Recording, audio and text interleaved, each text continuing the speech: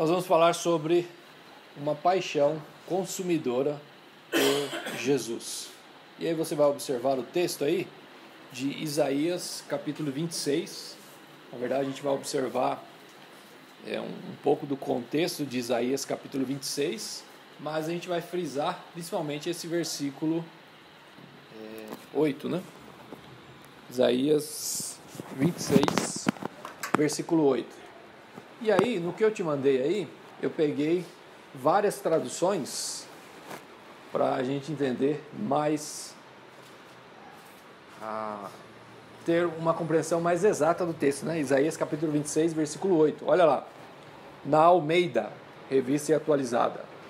Também através dos seus juízos, Senhor, te esperamos. E aí eu vou sempre ler a parte B do versículo, né? Olha o que fala. No teu nome e na tua memória está o desejo da nossa alma. Então aqui ele fala, no teu nome e na tua memória está o desejo da nossa alma. Na King James, olha o que fala. O desejo de nossa alma é para o teu nome e para a lembrança de ti. Então, para o nome e para a lembrança. Olha a King James atualizada. O teu nome e a tua lembrança são o desejo do nosso coração. Então aqui ele coloca nome e lembrança, falando de Deus, né?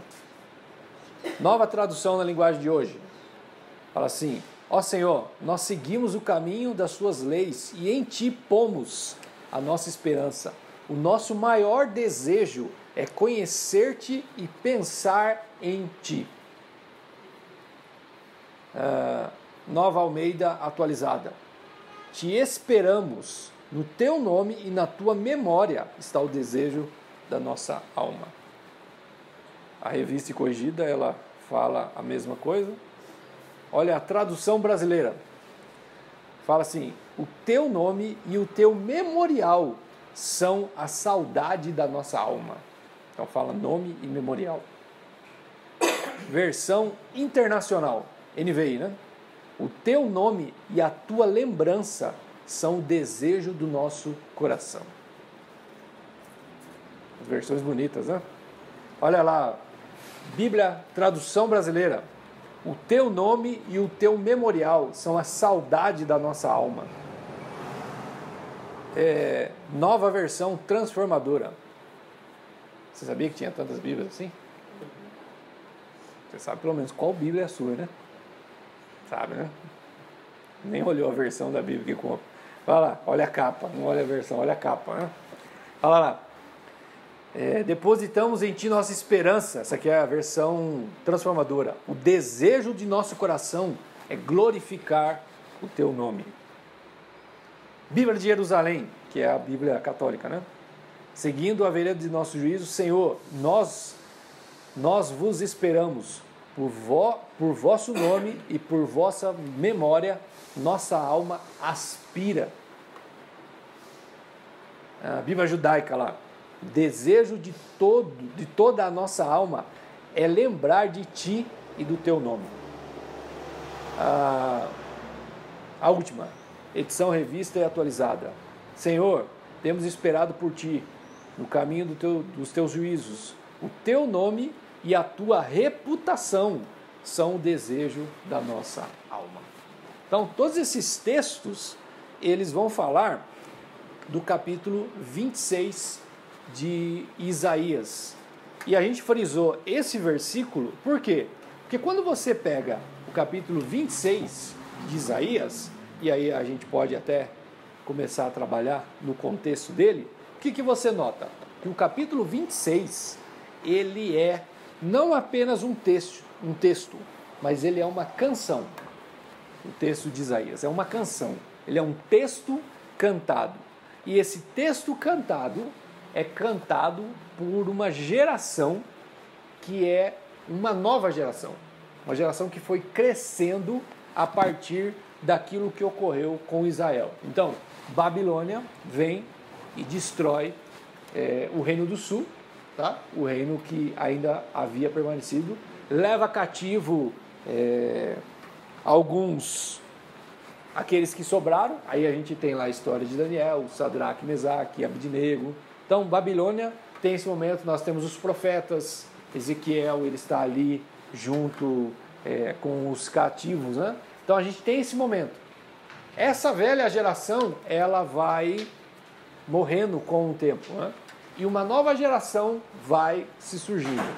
O texto de Isaías, os teólogos falam que é essa nova geração surgindo, e ele é um texto cantado. E há dois pontos diferentes aí. Primeiro, há um texto em Salmos que fala que aqueles que estavam cativos na Babilônia, os caldeus chegavam para eles e falavam assim: cantem canções para nós. Porque Israel era conhecida como um povo que cantava, um povo alegre. E aí o Salmos diz: como nós vamos cantar em terra estranha? Como nós vamos cantar se o nosso coração está triste? O texto diz esse sentido, eles estavam cativos, não há motivo para cantar, não há razão para cantarmos. Esse texto de Isaías já é diferente. Por quê? Porque o império da Babilônia, que havia destruído Israel, estava em ruínas. E uma nova geração foi crescendo, vendo isso ocorrer, e ela estava vendo que Deus estava restaurando novamente Israel. Então eles estavam cantando nesse texto de uma nova geração que era e estava vivendo coisas diferentes. Então, o capítulo de Isaías, capítulo 26, versículo 1, fala assim, ó: naquele dia se entoará esse cântico na terra de Judá. Então, eles fizeram um cântico sobre a restauração de Judá. Era uma nova geração que estava desejando viver isso, e elas cantaram e falaram assim: lá, quando tudo estiver restaurado, vamos cantar essa música. E aí, qual era a música? Temos uma cidade forte. Deus lhe põe a salvação por muros e baluartes. Abri vós as portas para que entre a nação justa. Observe aí, entre a nação justa, uma geração justa. E eles frisam o seguinte, né, nessa canção: uma nação justa que guarda a fidelidade. Esse guardar a fidelidade era como se fosse o foco dessa geração. Era como se fosse a bandeira dessa geração. Eles guardavam a fidelidade. A palavra guardar aí é como se fosse um vigia olhando atentamente sobre os muros, observando se há algum invasor tentando entrar, e ele está guardando essa cidade. Então, essa geração guardava em fidelidade com o Senhor. Eles estavam guardando ali. Então, o capítulo 26 de Isaías fala isso. Uma nova geração, uma geração que estava vivendo coisas novas. Eles estavam cantando coisas novas. Agora, algo que nós precisamos observar é o seguinte: eles tinham uma bandeira, e a bandeira deles era guardar a fidelidade. Quando eu estava lendo um texto do John Piper, ele fala que por muitos anos ele permaneceu numa igreja pequena, por mais que ele fosse alguém que pregasse em vários lugares. Ele fala assim que com a sua igreja pequena ele conseguiu construir uma história, e nessa história eles conseguiram construir um lema, e o lema deles é baseado numa frase que diz o seguinte: nós existimos para propagar uma paixão pela supremacia de Deus em todas as coisas para a alegria dos povos. Esse era o lema, é o lema da igreja dele. Vou ler de novo para vocês. Nós existimos para propagar uma paixão pela supremacia de Deus em todas as coisas para a alegria dos povos. Eles eram marcados por isso, foram marcados por isso. Por quê? Porque o andar deles e a história que eles construíram com Deus fizeram com que esse lema fosse a vida deles. Como essa geração do capítulo 26 de Isaías, eles guardavam a fidelidade, eles cantavam isso. Então, da mesma maneira, todos precisam ter essa caminhada, essa história. Então, entender os cânticos que eram feitos no Antigo Testamento nos faz compreender por que as pessoas cantavam. Na Bíblia, irmãos, o cântico é diferente do que nós vemos hoje. Hoje você vê artistas cantando e muitas vezes aquilo que eles estão cantando são músicas vindas de alguém. Eles são apenas... Ele é apenas um artista, ele apenas canta. É muito difícil hoje você ter, como você tinha no passado, pessoas que faziam canções porque elas viveram alguma história. Já viram alguns documentários que às vezes mostram canções que marcaram uma geração? E aí ele vai no artista, o artista começa a contar a história daquela canção, e aí os seus olhos brilham mais. Você já gostava da canção, aí quando o cara conta a história, você fica mais ainda admirado com aquela canção, porque aí você entende o fundo de como aquela canção foi criada. Esse tipo de artista está se perdendo, porque hoje existem mais artistas que estão cantando canções de outras pessoas, né? Então está se perdendo. Então são pessoas que estão cantando uma coisa que elas não vivem ou não viveram. Mas na Bíblia, as canções eram canções que os antepassados tinham vivido, era uma história, e eram canções que eles estavam vivendo no momento, ou canções daquilo que eles estavam enxergando do que ia acontecer. Então, eles cantavam histórias, eles cantavam atos ou ações que ocorreram ao seu redor. Então, eu peguei alguns textos, você pode olhar aí na página 5, alguns textos que falam assim, no texto de Números, capítulo 21, versículo 16 ao 20, fala assim: dali partiram para Beer. Este é o poço do qual disse o Senhor a Moisés, ali no deserto: ajunta o povo e lhe darei água, que eles estavam no deserto. E aí olha o que ocorre. Então cantou Israel este cântico: brota, ó poço, entoai-lhe cânticos, poço que os príncipes cavavam. E aí segue. Ou seja, ali, quando eles estavam no deserto, e Moisés leva eles para que Deus abra água, brote água, para que eles possam sobreviver no deserto. Água, irmãos. Entendeu? Eles começaram a cantar. Então eles cantavam porque viram o Senhor brotar água no deserto. Era uma canção, eles estavam cantando milagres que Deus estava fazendo. Outro texto ali, 1 Crônicas, capítulo 6, versículo 32, fala assim sobre Davi, né? E os levitas ministravam diante do tabernáculo, na tenda da congregação, com cânticos, até que Salomão edificou a casa do Senhor. Então, eles cantavam porque aguardavam a construção do templo. Eles cantavam porque olhavam algo glorioso que iria surgir. Eles estavam cantando, eles estavam vendo aquilo que iria ocorrer e por isso eles estavam cantando. Outro texto, Isaías, capítulo 35, versículo 10. Eles cantavam porque foram libertos da escravidão. Os resgatados do Senhor voltarão e virão a Sião com cânticos de júbilo. Alegria eterna coroará a sua cabeça. Gozo e alegria alcançarão e deles fugirá a tristeza e o gemido. Eles cantavam biblicamente porque histórias estavam acontecendo entre eles e o Senhor.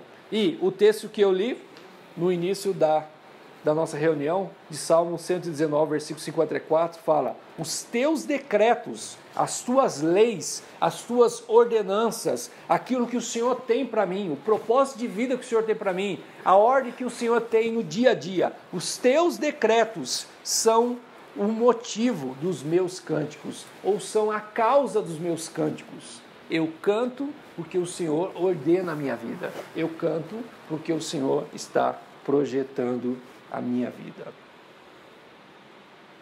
Amém, irmãos? Caminhamos até aí?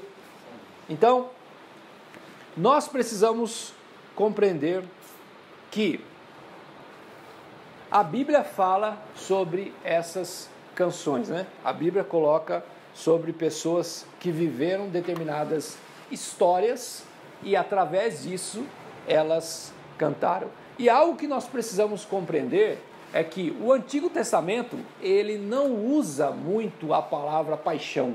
Você não encontra isso muito no Antigo Testamento, no entendimento da cultura judaica. Isso foi se abrindo mais com os gregos que começaram a observar essa questão de paixão, de alma, eles que começaram a fazer a elaboração desse sentido. Até então, no Novo Testamento, se você digitar lá a palavra paixão, ela é um pouco negativa, porque você vai ver Paulo falando lá, não vá nas paixões carnais, fique longe das paixões do mundo. Você não encontra na Bíblia assim, seja apaixonado por Jesus, entendeu?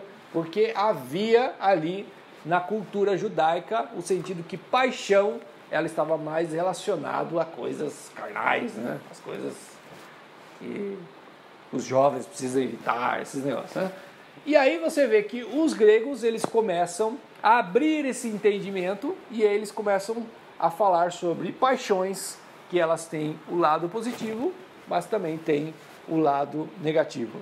E tem um filósofo que ele abre um pouco mais sobre a questão, que é o Descartes, que ele coloca uma frase que é o seguinte, ali na página 4. Ele fala o seguinte, uma frase dele fala, o principal efeito das paixões, né?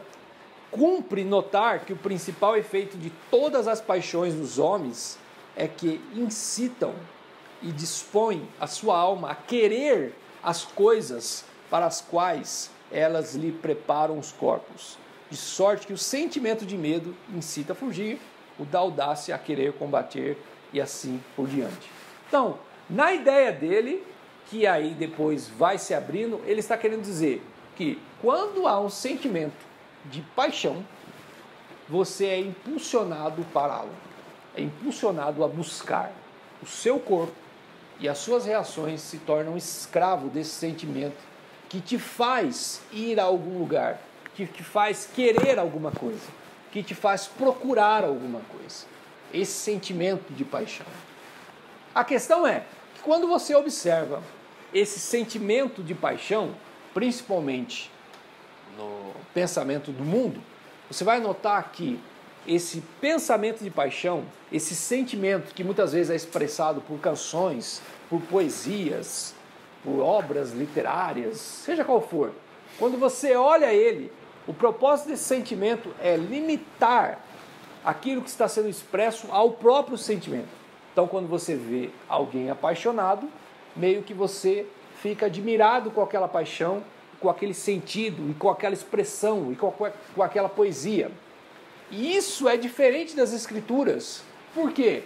Porque nas Escrituras, mesmo não havendo a palavra paixão, nas Escrituras, quando você vê ali homens que eram desejosos e apaixonados por Deus e pela causa de Deus, aquilo que eles expressavam, aquilo que eles faziam, aquilo que eles produziam, era um instrumento para você ver ou desejar ver o objeto amado. Ou seja, a expressão daqueles que amam a Deus, ela se submete de quem é Deus. Quando você vê homens apaixonados por Deus, você deseja conhecer mais a Deus do que se apaixonar pela paixão deles. Então o objeto amado, ele é muito mais expresso, muito mais desejoso, muito mais apreciado aos nossos olhos, quando aqueles que são cristãos apaixonados, eles demonstram esse objeto amado. Vamos ver um texto de João, olha ali, João, 1 João, ali no finalzinho da página 4, 1 João, capítulo 1, do versículo 1 ao 4, ele fala assim, esse é um homem apaixonado, mostrando o objeto da sua paixão. E nesse texto você vê um texto apaixonado, um texto saudoso, um texto de alguém que amava o objeto que ele está apresentando. Mas quando você olha isso, os seus olhos desejam esse objeto. Quando eu uso a palavra objeto, é entre aspas, tá? Porque Deus não é um objeto, né? Então estou usando só para a gente entender. Quando ele expressa isso, você deseja ver o que ele está vendo. E olha o que ele fala, o que era desde o princípio. Aqui ele está apresentando o seu objeto amado, e no caso é Jesus. Olha, o que era desde o princípio. E aí ele fala, o que temos ouvido, o que temos visto com os nossos próprios olhos. Percebe que ao mesmo tempo que ele está escrevendo, é uma forma poética que ele está escrevendo. Porque ele podia falar assim, eu vi Jesus, ali eu vi Jesus, beleza? Mas não, ele está escrevendo de uma forma bem poética, para que você consiga pensar naquilo que ele viu, consiga enxergar aquilo que ele viveu, consiga olhar por que ele se apaixonou. Então, olha lá, o que era desde o princípio, o que temos ouvido, o que temos visto com os nossos próprios olhos, o que contemplamos e as nossas mãos apalparam com respeito ao verbo da vida. Quando você lê esse texto, você vê alguém apaixonado, mas você vê alguém apresentando a razão da sua paixão de uma forma muito maior. Esses são os apaixonados por Jesus. Eles expressam aquilo ou o motivo pelo qual eles estão amando, com o desejo de que outras pessoas vejam o motivo do seu amor, para que elas também possam amar. E aí ele fala, e a vida se manifestou, e nós a temos visto, e dela damos testemunhos, e vô-la anunciamos, a vida eterna, a qual estava com o Pai, e nos foi manifestada. E aí ele vem, o que temos visto e ouvido, anunciamos também a vós outros, para que vós, igualmente, mantenhais comunhão conosco. Ora, a nossa comunhão é com o Pai e com seu Filho, Jesus Cristo. E olha como ele termina, essas coisas, pois, vos escrevemos para que a nossa alegria seja completa. Isso porque eles cantam. Esse era o motivo porque eles cantavam no Antigo Testamento. Eles cantavam apaixonados, mas mostrando o motivo do porquê eles amavam, para que outras pessoas conhecessem o que eles conheceram, para que outras pessoas pudessem amar. Gente, quando você vai, já viu a síndrome do cara que vai a primeira vez nos Estados Unidos? Misericórdia, ele vai para lá, aí fica lá, sei lá, uma semana, um mês, dependendo de como que é a vida financeira dele, aí vai para os lugares, toma café lá, come, anda na rua, ele vive lá. Quando ele volta, o que acontece com o vocabulário desse cara? Tudo que ele fala é Estados Unidos. Vamos ali tomar café. Não, mas porque o café que eu tomei nos Estados Unidos, papapá e papapá. Meu Deus, Vamos ali comprar uma roupa. Não, porque as roupas dos Estados Unidos são melhores, são boas. Vamos andar de carro, porque a rua dos Estados Unidos, que não sei o quê. Aí você pega um telefone, porque a vida dele vira padrão dos Estados Unidos. Entendeu? Aí demora, acho que uns 3, 5 meses, até ele voltar a entender que a vida é brasileira para ele, entendeu? É aqui, ele não é de lá. Aí ele vai contar as coisas eventualmente. Por que ele faz isso? Ele faz porque ele foi para um lugar onde ele se admirou. E quando ele volta, ele quer que você também veja, ou sinta, ou tenha a possibilidade de um dia experimentar o que ele experimentou. Paixão, desejo, admiração. O homem é assim, ele se admira a algo e ele apresenta essa paixão. Então, tem uma frase que eu coloquei que fala o seguinte: apaixonados inspiram paixão. Apaixonados ostentam o objeto que admiram, possibilitando-nos o amarmos também. Apaixonados fazem isso. Eles apresentam o objeto que cativou o seu coração, para que a gente tenha essa possibilidade também. Agora, eu estava vendo um documentário, depois vocês podem até ver no Netflix. O documentário fala de heróis de guerra, histórias daqueles que foram heróis nas guerras. E aí, o documentário fala o seguinte: que possivelmente nos Estados Unidos 40 milhões de jovens já foram para as guerras que houveram nos Estados Unidos desde a Segunda Guerra Mundial. 40 milhões. E aí ele fala que de 40 milhões, apenas 3 mil homens foram reconhecidos com a medalha, que é a medalha de honra, a maior medalha que existe para os soldados. De 40 milhões, apenas 3 mil homens. E aí eles falam o seguinte: por que esses homens, e talvez a maioria mortos, né? Por que esses homens foram reconhecidos em alguma coisa ou um ato de coragem que eles fizeram na guerra? Eles avaliam da seguinte forma: esses 40 milhões são homens honrados, são soldados que faziam aquilo que tinha que fazer. Os 40 milhões. Eles foram para a guerra, eles lutaram, eles cumpriram com a sua missão. Nesses 40 milhões existem inúmeros homens honrados, pessoas que fizeram aquilo que deveria fazer. Eles agiram conforme foi mandado que eles agissem. Os 40 milhões. Os 3 mil, eles foram além. Eles fizeram além do que foi esperado. Eles fizeram além daquilo que a ordem mandava eles fazerem. Eles foram além. E aí, vai contando um relato. Segunda Guerra Mundial, uma equipe precisava entrar na Itália. Eles entrando na Itália, indo para Roma, expulsar os nazistas, né? E aí eles falaram, aquelas ordens, né? Vai lá, entra lá, expulsa os nazistas, né? Aquela ordem aqui, tipo, facinho, né? Espera aí, vou ali, dá licença, né? Entra ali.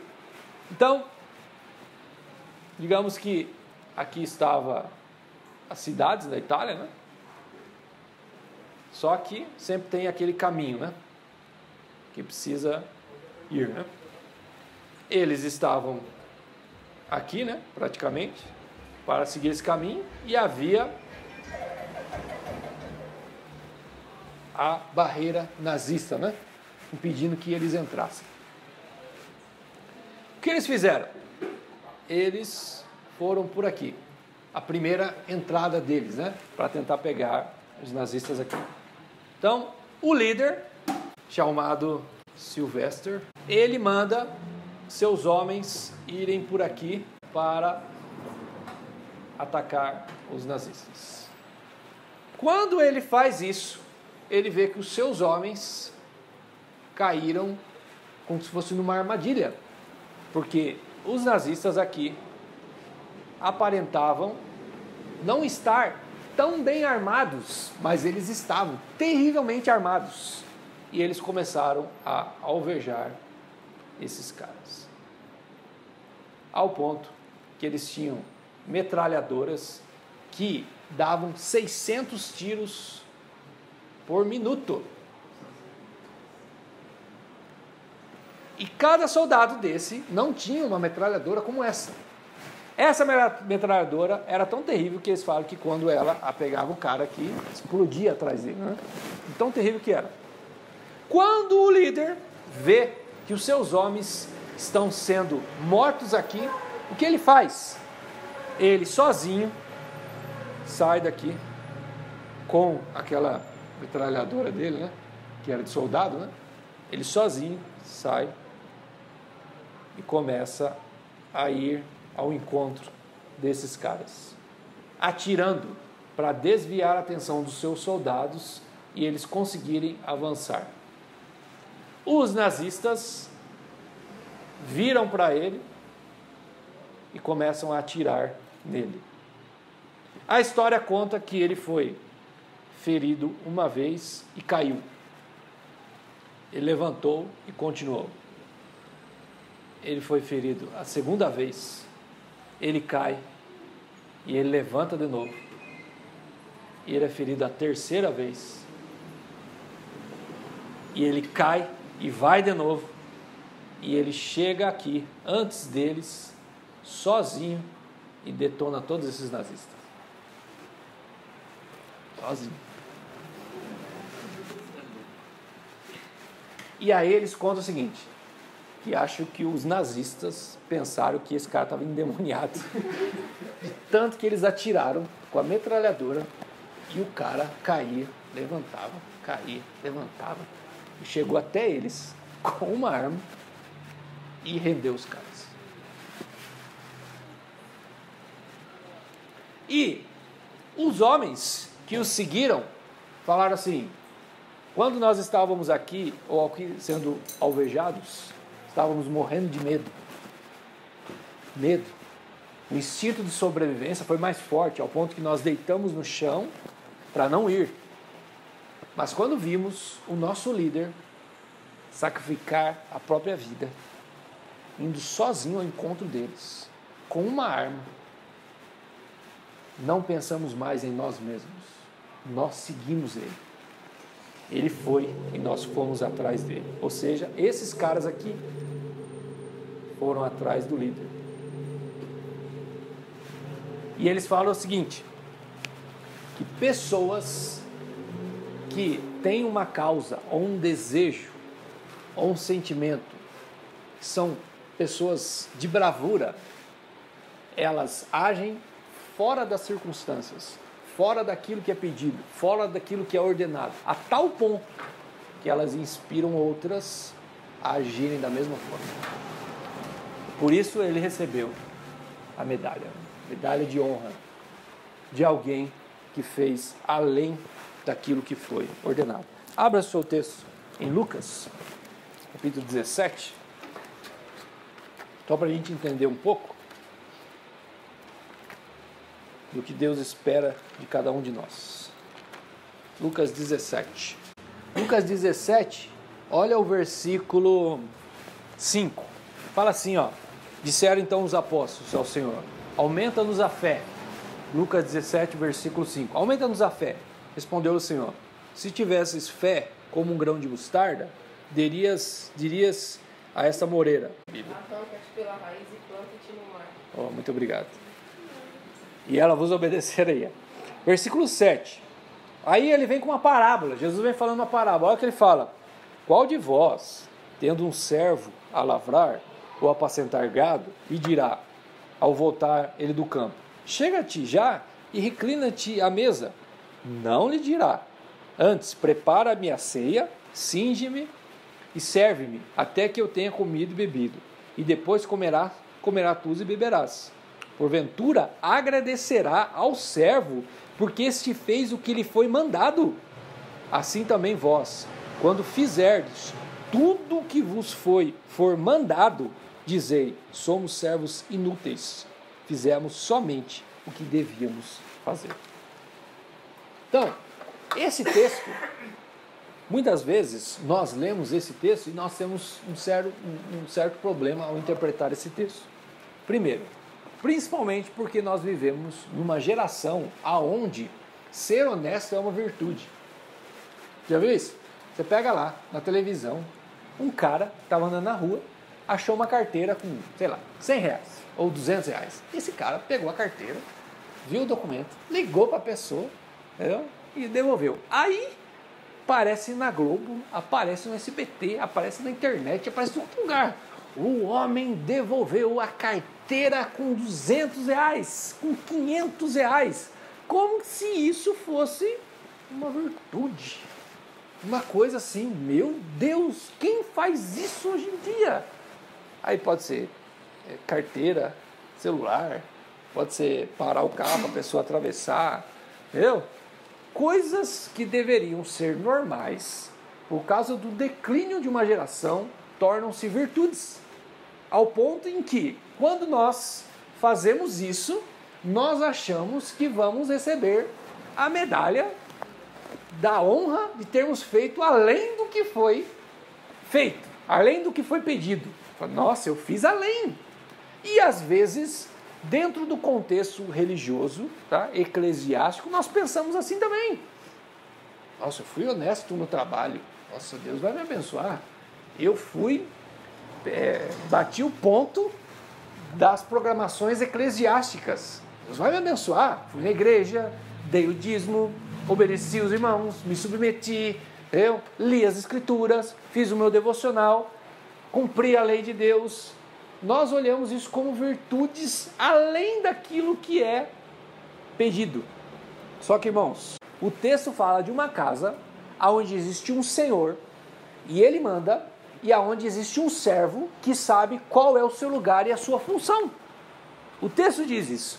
E o texto fala, o senhor chega na sua casa, existe um servo. Esse senhor não vai falar para o servo, senta aí para comer junto comigo, e aí, vamos falar? Não, esse senhor chega e fala assim, arruma a mesa para mim que eu quero comer. E depois que eu comer, depois que eu fizer tudo aquilo que eu tenho que fazer, que eu tenho direito, você pode servir. Ou seja, o servo sabia qual era a função normal dele e sabia aquilo que ele deveria fazer no seu momento e na sua hora. O texto diz isso. Só que o texto, ele não desvaloriza o servo naquilo que ele faz como função. O texto não fala isso. O texto não está pegando e fala assim, então quer dizer que ser responsável naquilo que eu estou ordenado para ser é inútil? Não, o texto não está falando isso. O texto e a ideia dele é nos chamarmos para irmos além daquilo que nós podemos fazer. Então, a palavra de Jesus fala o seguinte, lá no versículo 10, assim também vós, quando fizerdes tudo o que vos for mandado, dizeis, somos servos inúteis. Somos inúteis porque fazemos aquilo que devemos fazer? Não é isso que o texto está falando. Somos inúteis se aquilo que fazemos somente aquilo, às vezes em momentos que precisa de algo a mais. Entende isso? Gente, você pode ter sua fé, sua obrigação, você pode ter os seus momentos de oração.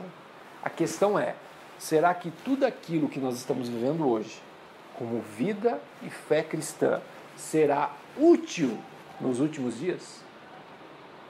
Ou os últimos dias vai pedir mais de nós? Vai pedir mais amor, mais tempo, mais dedicação, mais submissão, mais amor, mais paixão, mais intensidade. É isso que Jesus está falando. O momento que eles passariam era um momento que pediria mais deles. E pediu a crucificação. O momento, eles foram apertados a tal ponto que a situação pediu mais deles. E é isso que Jesus está falando.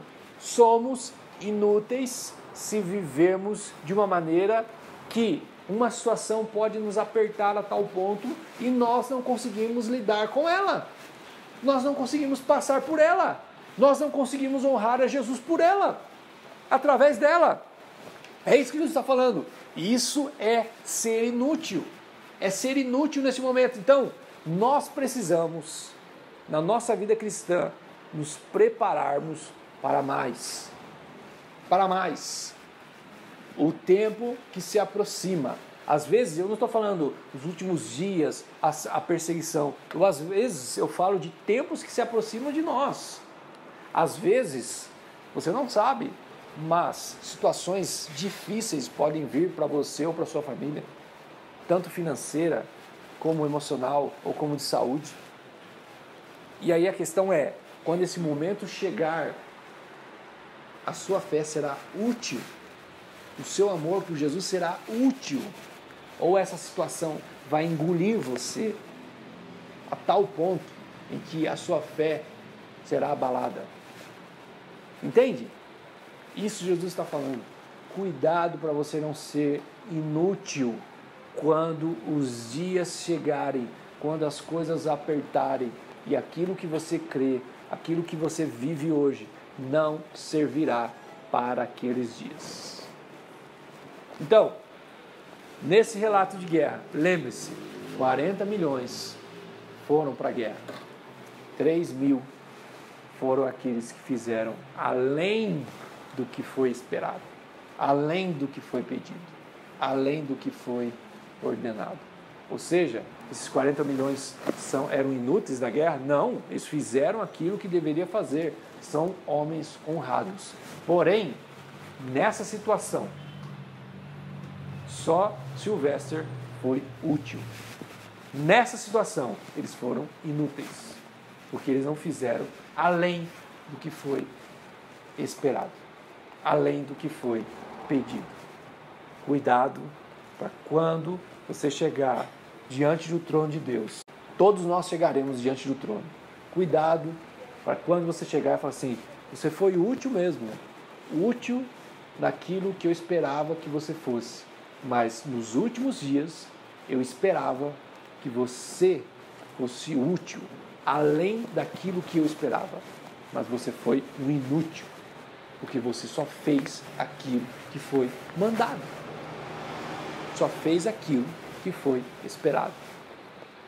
Nós ouviremos isso, pode ter certeza. Ele quer mais. Há situações que pedem mais de nós, mais sacrifício, mais intensidade, mais amor, mais desejo, mais paixão nesses últimos dias. Amém? Senhor, leva-nos além, Jesus. Queremos amar mais. Queremos ir mais além. Queremos, a Deus, ser mais intensos. Queremos viver mais, desejar mais, correr mais. Senhor, nos leva, Jesus. Nos leva a uma intensidade maior. Não queremos que determinados momentos que se aproximam tanto de nós pessoalmente ou da igreja em geral, ó Deus, apertos que podem vir nesses momentos, ó Deus, não respondermos da maneira que precisamos, não agirmos da maneira que devemos, ó Pai. Ensina-nos a ir além, Jesus. Ensina-nos a nos prepararmos para missões que podem surgir, que pedem mais de nós, Deus. Ensina-nos, ó Deus. Ajuda-nos, ó Deus, a vivermos de forma mais intensa, ó Pai. A vivermos de maneira mais convicta, Deus. Aumenta a nossa fé. Isso que os apóstolos falaram para o Senhor nesse texto. Aumenta-nos a fé. E o Senhor fala isso. Se vivermos de maneira que é esperado, não há como haver um aumento da nossa paixão ou da nossa fé pelo Senhor. Como Loenglo fala, uma missão especial requer uma santidade especial, uma preparação especial. Ajuda-nos a ver que estamos nos preparando para um momento histórico na terra, Jesus. São os últimos dias, Pai. Os últimos dias.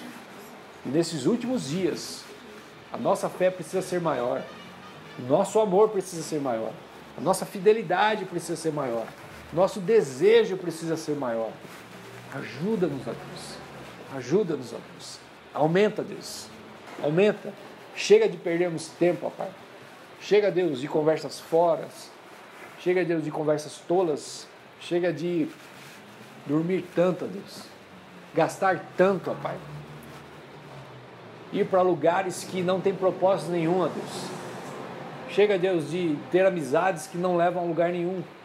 Chega de projetos, ó Pai, que não vão nos levar a lugar nenhum, Deus. Chega, Deus, de construções que, no fundo, sabemos que elas não vão passar pelo fogo, ó Pai. Ajuda-nos, ó Deus, a viver intensamente preparados para aquilo que há de vir, ó Deus. Em nome de Jesus, ó Pai. Acorda o nosso coração, Jesus. Em nome de Jesus. Amém.